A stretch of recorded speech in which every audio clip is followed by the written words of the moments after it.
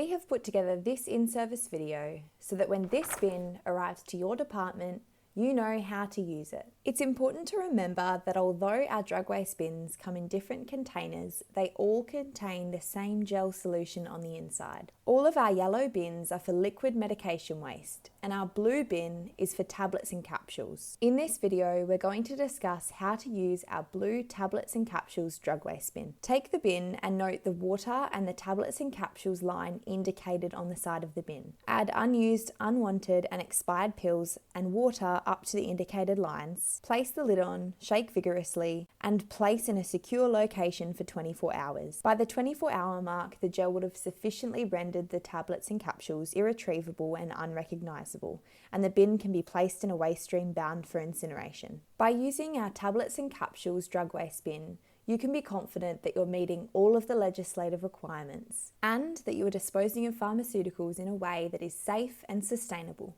If you want more information or want to set up a free trial in your healthcare facility, head over to our website, send us an email or give us a call. And that's it. Thank you for watching this in-service video by Drugwaste International.